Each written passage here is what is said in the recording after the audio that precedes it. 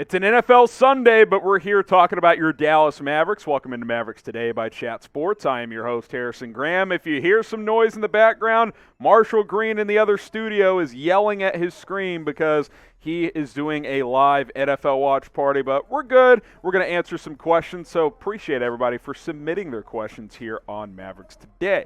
Let's go to Renee Ortiz. Who do you think will be that guy that Jalen Brunson was this year? Dinwiddie, Green, or someone else? I don't think Josh Green has taken that type of leap. I think he'll be improved. I don't think he's taken that type of leap. Feels like Dinwiddie has the best chance to fill that void. I don't know if he'll be as efficient as Jalen Brunson was, but I could see Spencer Dinwiddie being you look at his overall numbers last year, which, by the way, they were much better than with Dallas than they were with Brooklyn, but I could see him being like 16, 17 points, 42, 43% from the field, 35, 36% from three, because you remember he shot the ball from distance much better with Dallas than he was with Brooklyn. Now, I don't think he'll shoot over 40% from three, which is what he did with the Mavs after he joined the team in the regular season, but 36%, I could see that. 15 to 17 points per game. I think he's got the best chance to fill that void. Now, who's Robin going to be? I don't think it's going to be Josh Green, but since that's who it was asked, I think it's going to be Spencer Dinwiddie and Christian Wood, to be quite frankly. Obviously a different position for Wood, but type 26 for Dinwiddie, type 8 for Josh Green, type O for other. I think it's Christian Wood, type O. Let us know in the comments. Let's go to Frazier, who's got a question. Do you see Dwight Powell in the Mavs' future? I don't think he'll be a part of this team beyond this season. The only chance he is let's say Christian Wood, it doesn't work out how they think it is, and they want to bring Powell on a cheap one-year deal back. Maybe his market isn't good elsewhere. That could be a scenario where he returns, but I would be surprised if he is a part of the long-term plans. I do think that, if anything, he could even get traded mid-season as a part of a trade deadline deal. So the answer is no. I wouldn't completely rule out a return for Dwight Powell, but it would definitely be for a pay reduction. He will not come back for $10 million a year or whatever the case may be. Subscribe to Mavericks Today. We will continue to hit you with the latest Mavericks news, rumors. We'll have game action to break down here in a couple of weeks as the preseason is ongoing, regular season coming up. So hit that sub button, and hey, we'll continue to answer your questions as well. So hashtag MFFL in the comments. Gary, next up here. When will you sign Kai Sotto? That sounds like a demand, Gary. Listen, we talked about Kai Sotto after he and the Adelaide 76ers took down the Phoenix Suns. Now, they lost to Oklahoma City, and Kai did not play well, 0 for 3 from the floor. But, you know, he's a big that's got some skills, 7'2", 240, 20 years old. He's not very agile. The footwork isn't great. He gets cooked in pick-and-roll defense. I mentioned he didn't score against OKC in 8 minutes, 0 for 3 from the floor in that one. But I've said it before, and I'll say it again. Mark Cuban has brought in guys like Satnam Singh into this organization. So I wouldn't rule anything out from Cube's two-way contract. There's a spot open there.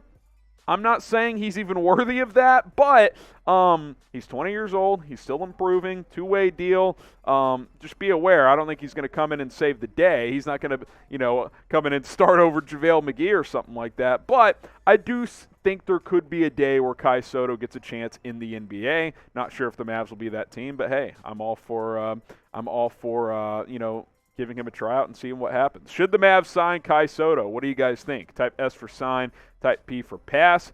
Let us know down in the comments section.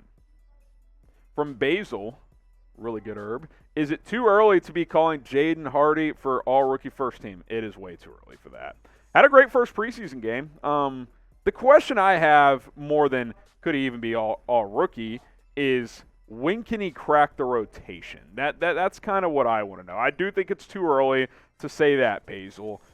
But how soon is too soon for him to get into this rotation? Because it seems like Frank Ntilikina is going to be in the early third guard. Could Hardy overtake that? We saw how good he played against the Thunder in the first preseason game. 21 points on 8 of 16 from the field. And if he's shooting 4 of 9 from 3, then yeah, he'll find some minutes. But then he was pretty inconsistent in the second preseason game. So he's kind of going to be that type of guy right now as a 19-year-old where he's up and down. Sometimes he looks really good. Sometimes he struggles. We saw that in the Summer League as well. Had a huge first game and then kind of struggled after that. So We'll see. I'd like to see him get some minutes early on in the season. I like the talent, but all rookie, I mean, he was a second-round pick. So I'm not ready to sit here and say, oh, yeah, Jaden Hardy, he's gonna be one of the best rooks in the NBA. We got Dante next up. Can the Mavericks win the NBA Finals in 2023? So this season. I'll run you through some scenarios where they do win it and where they don't win it. Here's how they win the NBA championship this year. Number one, and this is most important, Luka Doncic is the best player in the NBA, especially in the playoffs. That is how, reason number one, they at least have a chance to do so. Reason number two, Spencer Dinwiddie is a legitimate Jalen Brunson replacement, maybe even does more than what Brunson did. That's going to be a tough task.